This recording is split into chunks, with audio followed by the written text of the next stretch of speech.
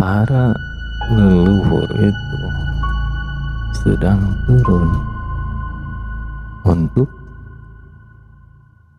menggetarkan ini kehidupan. Kalau keduanya pintar dan bodoh ini bersatu, berarti sebutannya apa? Itu yang disebut silih asah. Si miskin dan si kaya silih asih, gitu kan? Tua dan muda silih asuh.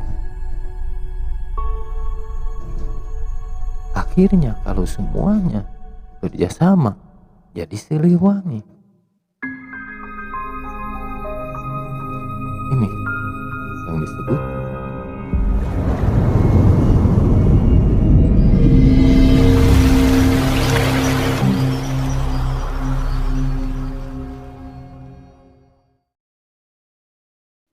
Assalamualaikum warahmatullahi wabarakatuh. Sampurasun kasadayana. Maaf teman-teman, baru bisa bikin konten lagi. Kemarin-kemarin atau saat ini juga saya lagi kebetulan ya, alhamdulillah banyak kerjaan yang harus saya kerjakan. Tapi ada yang ingin saya sampaikan gitu ya. Seperti biasa, sebagai tukang pos, sebagai messenger, sebagai penyampai lah gitu ya, bahwa saat ini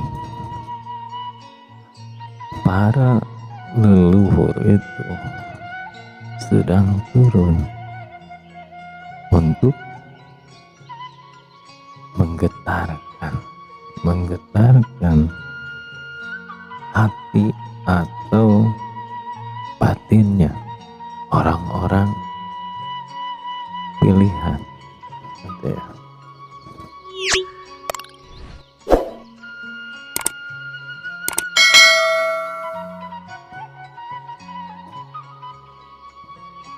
Nah,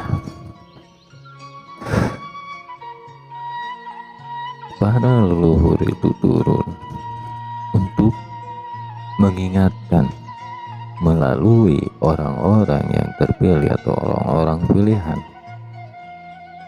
Mengingatkan tentang apa? Mengingatkan tentang lebak cawene, pondasi, atau yang dibilang syahadat dalam muslim Islam atau innalillahi gitu ya, pasrah berserah diri gitu ya, untuk kedepannya agar apa? Memperkuat yang disebut bentengnya Ya'juj dan Ma'juj bertambah lagi melalui orang-orang pilihan, melalui orang-orang terpilih, selalu mengingatkan akan hidup ini, menghadapi kehidupan ini lebih bersabar begitu, agar kita dapat ibaratnya menahanlah atau menambal ya, ibaratnya benteng ya Ya'juj dan Ma'juj itu ada celahnya, nah kita tutup lagi gitu, karena benteng Ya'juj dan Ma'juj ini sekarang sedang mau dirusak gitu. Nah, apa yang disampaikan para leluhur untuk kita semua, yaitu kita ke Lebak Cawene.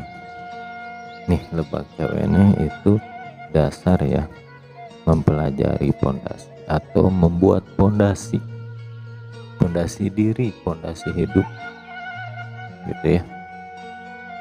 pondasi kita bertuhan, mengenal Tuhan atau beragama,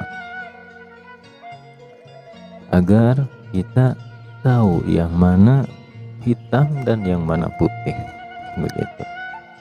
Tidak bisa ditipu, agar kita tidak tertipu, gitu. Agar kita tidak tertipu secara kasat mata, juga tertipu secara batiniah, gitu ya, atau tertipu oleh pemikiran, gitu. Karena benteng Ya'juj dan Ma'juj ini sedang dirusak, gitu. Kalau orang-orang yang tidak sabar, tidak bisa menahan benteng tersebut, kita ambil contoh saja satu. Contoh saja orang-orang yang bentengnya, atau kita ambil Ya'juj dan Ma'juj inilah, benteng Ya'juj dan Ma'juj ini kita ambil dalam kehidupan kita, hakikatnya ya, dalam kehidupan kita sebagai manusia di zaman ini, kehidupan ini saat ini, gitu ya. Nah, seperti apa orang-orang yang benteng Ya'juj dan Ma'jujnya itu sudah rusak, gitu kan. Nah, benteng itu kan untuk menahan Ya'juj Ma'juj itu makhluk perusak. Kita ambil hikmah saja, atau kita pelajari hakikatnya dari kehidupan kita saat ini. Orang-orang yang sudah rusak bentengnya, yaitu seperti kita sering melihat begal, perampok, pencuri, gitu kan. Nah, itu salah satu benteng mereka tuh tidak bisa menahan bentengnya itu, tidak kuat pondasinya, sehingga mereka tidak kuat menjalani hidup ini dengan kehidupan yang serba kekurangan, gitu. Ingin mendapatkan sesuatu secara instan, tidak mau berjuang, tidak ingin berikhtiar di jalan yang benar, begitu.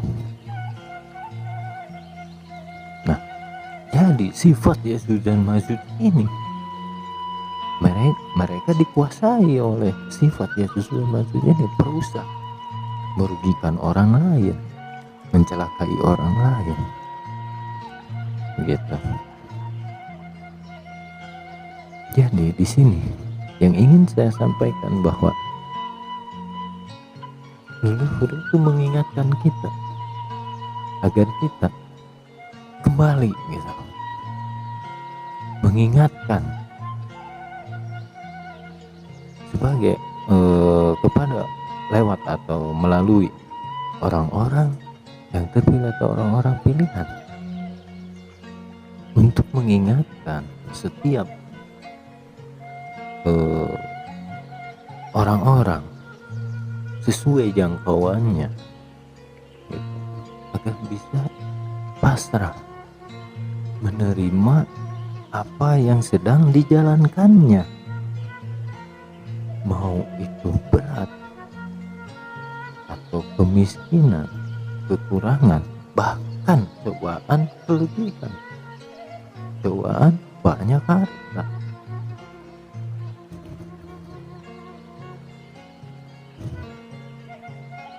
Jadi di sini kita harus saling mengingatkan bahwa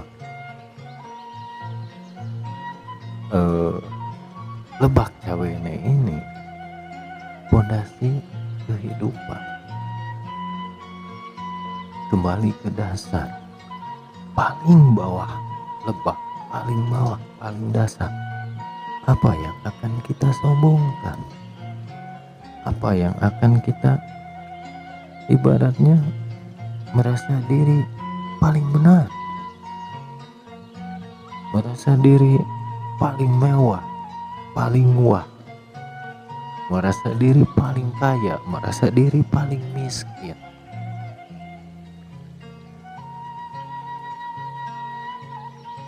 Kalau kita merasa diri paling kaya, paling hidup mewah, serupaan, diberi kemudahan, gitu kan?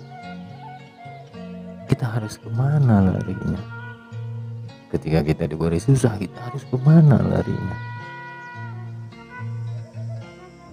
Di sini, pasrah kita yang akan menentukan masa depan kita. Berserah diri, innalillahi, atau yang dibilang bebaca ini.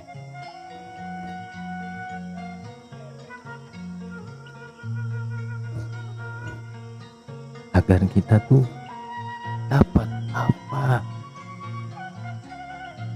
yang kita cita-citakan untuk anak cucu kita ke depan. Pasti pada tidak mau kan kalau anak cucunya sengsara, celaka atau gimana. Pasti pada tidak mau. Orang yang mencari kekayaan saat ini juga untuk bekal keturunannya, gitu kan. Jadi kita hidup di dunia ini hanya untuk meninggalkan jejak. Seperti siapa? Para leluhur atau Nabi. Nabi juga kan sama, meninggalkan jejak. Para leluhur meninggalkan jejak.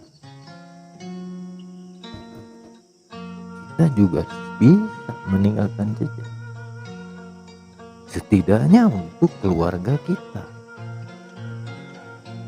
Jangan sampai meninggalkan jejak yang membuat malu nama keluarga kita ketika kita meninggal. Karena perhitungan di akhirat itu seperti apa yang namanya amal, ibadah, gitu kan. Amal itu amal yang bermanfaat bagi orang yang masih hidup. Ibadah itu ketika kita melakukan amal dengan rasa yang ikhlas. Contoh, kita bekerja,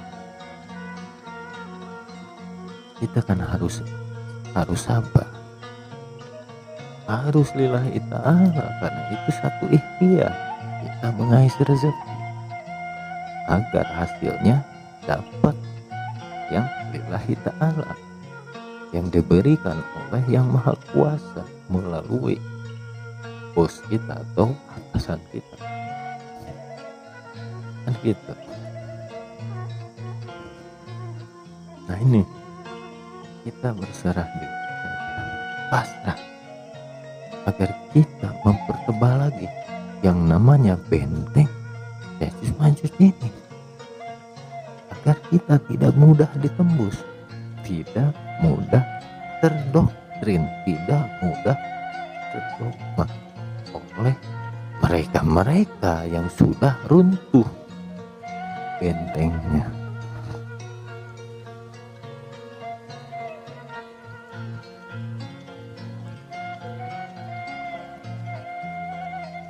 Pelajari lagi tentang sifat yang maha kuasa, tentang maha asih, belas asih, maha pengasih, maha penyayang. Pelajari lagi tentang itu, gitu ya. Karena di situ tidak ada perbedaan. Tuhan yang maha kuasa menyayangi semua umat manusia, mau kelakuannya baik atau kelakuannya buruk, Tuhan itu pasti menyayangi semuanya. dan diberikan secara rata. Ketika seseorang mendapatkan kemiskinan, begitu kan, apa yang harus didapat dari orang tersebut gitu. Ketika orang diberi kesenangan, diberi harta yang berlimpah, apa yang harus didapat orang tersebut? Semua rata diberikan. Kenapa ada miskin, kenapa ada kaya, gitu kan? Kita hidup saja. Kenapa ada hitam, kenapa ada putih? Ya, ada orang baik, ada orang jahat. Ya, itu ada siang, ada malam, ada pria, ada wanita, ada muda, ada tua, pagi, sore, hari dan bulan, gitu ya. Itu karena apa? Itu karena yang dibilang, kalau dalam ilmu Cina sana, yin dan yang, keseimbangan, atau kalau di sini mandala putra mandala putri, ini kehidupan. Ada yang pintar, ada yang bodoh, gitu. Jangan sampai melewati pintar, jangan merasa dirinya paling pintar. Yang bodoh jangan merasa dirinya paling bodoh, tidak mau berkembang. Terus yang pintar menjadi sombong karena kepintaran. Jangan begitu. Nah, di sini dua ini yang akan menentukan kehidupan. Kalau keduanya, pintar dan bodoh, ini bersatu, berarti sebutannya apa? Itu yang disebut silih asah. Si miskin dan si kaya silih asih, gitu kan? Tua dan muda silih asuh. Akhirnya kalau semuanya kerjasama jadi Siliwangi. Ini yang disebut Pajajaran. Rata semua. Begitu ya. Mudah-mudahan pesan yang saya sampaikan, maksudnya saya hanya tukang pos atau messenger, mudah-mudahan bisa dipelajari lagi. Karena ibaratnya bukan saya merasa diri saya ini yang menyampaikan, tapi saya hanya dititipi pesan rasa agar saya menyampaikan sesuatu, yaitu tentang apa? Tentang keseimbangan alam ini. Keseimbangan alam, yin dan yang, atau hitam dan putih, atau mandala putra mandala putri yang saya bilang tadi, tua dan muda, juga miskin dan kaya, bodoh dan pintar, agar silih asah, silih asih, silih asuh, dan menjadi Siliwangi, gitu. Sekian pembahasan kali ini. Wassalamualaikum warahmatullahi wabarakatuh.